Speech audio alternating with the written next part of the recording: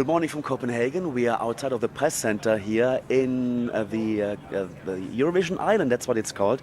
Next to us now is the genius that actually has designed the stage for this year's Eurovision Song Contest. It's Claus Zier. Nice to meet you. Nice to meet you. Claus, last year Emmelie de Forest won the Eurovision Song Contest and with this bringing the contest to Copenhagen. When was it decided to take this shipyard as the venue? It was decided, I think, October. I started doing some sketches the first one I did in July, and in September I started to work more seriously about the ideas, but then I needed a venue, and at that time DR, the television station, was still working with a place in Jutland, and then different other places. And then this shipyard came in as an idea of could it be there, and we went to see it.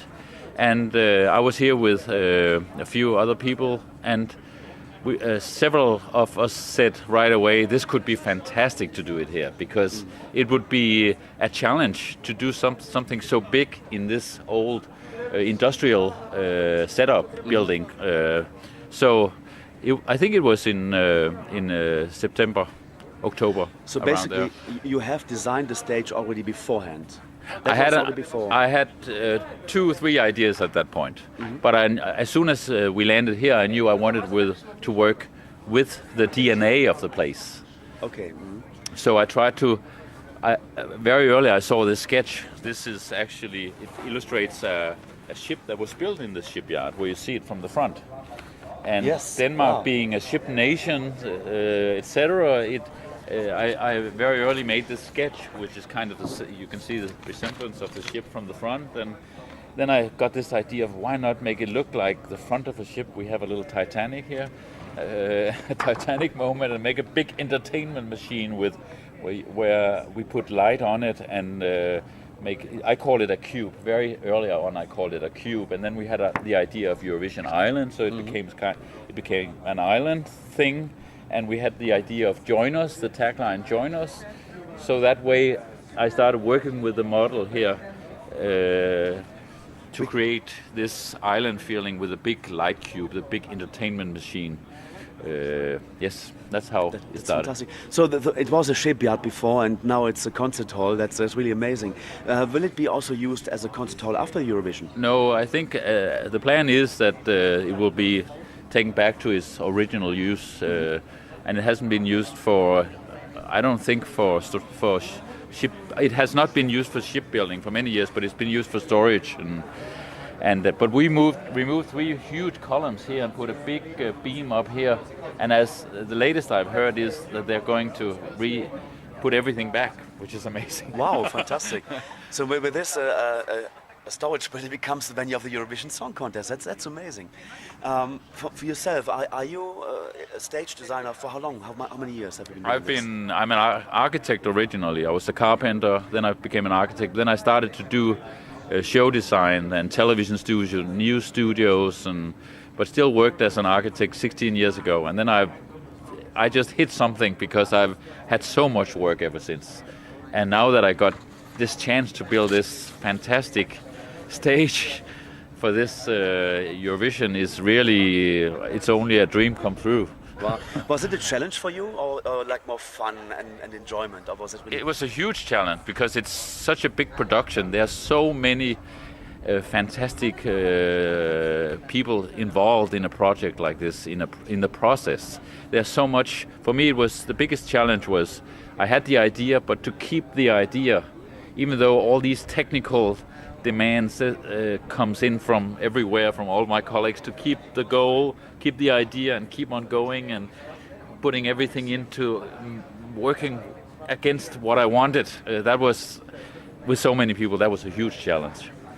Had there any changes to be done to the building? Yes, we had to remove 3 columns and put a big beam up in order to, because it was two spaces next to each other. You can't see it here, but so actually we couldn't create a venue the other way around. It's a little hard to explain because we needed room for at least 11,000 people. So we had to change the venue around and remove a few columns and kind of play in opposite direction than the hall itself. So I guess then if you were moving columns from the building, you had to speak to civil engineers? There were civil engineers involved and yeah, in order to calculate how big that beam had to be. It's 8 meters tall and I think 53 meters long. It's a huge beam that's put up there. Wasn't the venue initially designed for only standing audience? And then seats were put in afterwards? No, the first sketch I made after we had the tagline "Join Us," where I actually had the stage in the middle and I had audience all the way around because I thought that kind of illustrated that feeling of join us, everyone is together. At that point, we still had a standing audience and seated audience. Okay. That's from the beginning, very beginning. You mentioned Titanic before, so we have seen I think we've seen water around the stage. Is that? Yes, there's water in the front of the stage. Actually, it's a LED screen, a touch screen on the floor, which reacts to touch. So when you dance on it, and if you have, for example, graphical design of water, then it will create water rings around your feet when you dance on it. Oh, very nice. And it goes with the movement, with the touch. And then we have the water in the front that, like a waterfall, run down over the front. And then we have this big glass cube, which is a metaphor for the ship. Which can open and close, and there are big projectors built into the stage that projects images up on this screen. It can open and close, so you have on the shipyard wall in the back of it, when it's open, you see this huge 95-meter long LED screen out in the back. So you can both create a little intimate, poetic space, and you can create a huge dynamic space. So it has a lot of possibilities. How many people have been working on actually setting it up? Oh, we've been many. We've been. How long? We had 3.5 weeks to build just the stage, and it was, I can't say, there were people everywhere. It was a big what do you call it? Logistical. Logistical, yeah.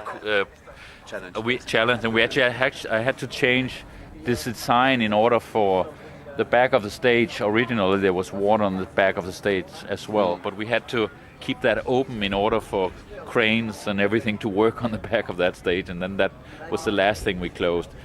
But several hundred people have been working here for weeks. I see kind of a couple of jumping boards there. So should that be the catwalks? Yes, that's illustrating the catwalks. And where do the artists walk on and off? Where would they come from? Well, actually the cube, with this big light cube, has doors that are 4 meters and 80 by 4 meters and 80, and they open up. Oh. And there are ramps to the back, so you press a button, and this stage is very technical. I would love to take you around on the stage if it was possible, because there's so many technical things really, in it. It's amazing. It's amazing. So many things to include in the design, because it's got to look great on TV. Yes. But of course, on the Eurovision Song Contest, all artists are bringing props on, and then there's the ramps you need for the cameramen running up and down like madmen all the time. There's so many practical elements you have to work with. So it's a big puzzle to get all that to kind of add up to be and still keep the simplicity and keep the idea, because I wanted to take it a new way, give it a twist. I was thinking a lot of MTV Award and shows like that, to give it a more modern, minimalistic Scandinavian touch instead of the more the better, which I think it has been some years anyway. Overdone, not mentioning it. I'm not to judge others, but I wanted to do it my way. One of the big things at the Eurovision Song Contest are the scoreboards. Yes. Where will they be? Well, you'll have to see, because we found a solution for that in a very special way. Okay. Which I can't reveal. Oh, okay, it's still a secret. Oh, okay. What will happen after the stage, after the song contest, when it's over? What will happen to the stage? Well, the same night we start to take it down again, and everything is separated, and the big cube is built of iron with LED lights on it. I designed this LED with Martin Denmark, which is a light company, because I wanted all the light to be like draw light with a pencil. That will be taken off, and the glass will be taken off, and as much of it that we can reuse will be reused. Perfect. So it's not wasted after. No, it's not this. wasted. Really, that's nice. The water might be wasted, but what is the next step that you actually can work on as a stage designer after the Eurovision Song Contest? What are your future jobs you're going to be doing? Well, I would love to do big shows like this. It would be fantastic. I love to work in this scale with so many people, and it gives of course, the amount of money you work with gives different possibilities to try new things and go new ways with the design. And this has been really, really very challenging, and I would love to do things like this. More of this. It would be really nice. But I also enjoy a little project, because I think any project is the same process, and it's about the content, what's in the show. I'm just only doing the wrapping, you can say. I'm just wrapping the show, but you have to do it in the right way, of course. Fantastic. A couple more questions I have. We see kind of this little triangles here. Is this the green room? This illustrates the green room, because that was part of the idea from the beginning. Because we had the tagline, "Join us." We wanted all the artists to be in the venue, to feel part of the show, and that way you get the reactions. Everyone can see the reaction from the artists when they get the points. Television. It makes good television. So, and I heard another country have done that for many years ago. I didn't know that, but or Sweden? Oh no, Baku, Azerbaijan did that. Maybe, but we do it in our own way. Fantastic. Klaus, thank you very much for taking the time to chat to us. You're very welcome. Wish that everything goes right on the night, on the 3 nights basically, that nothing goes wrong and breaks in between. What is the option when something will break? What is the option when something breaks on the stage? Well, everything is doubled. There's 2 of everything. So 2 projectors every time we have 1 projection. There are 2 lamps every time we need 1. I mean, so everything is doubled. So I think we have thought everything through, and we are eating different food, all of us. So I think it will work. Where will you be during the shows? I will be in the venue, because actually normally when I do shows, I like to see it on the television, to see it in the row of because I also design the stage for the camera movement, so you get spatial experiences. It has to work both for the viewer in the venue, but also for the viewers. And it has to be practical for the technical side of exactly. It has to work for everyone, and I like to look at it with the viewer in front of the television. But I might, that night for the grand finale, I might be in the venue to feel the atmosphere. Excellent. This year. Have fun, and thank you very much for giving us that stage. And good luck for the Eurovision Song Contest 2014 with your design. Klaus Zier. Thanks very much for talking to us. You're welcome.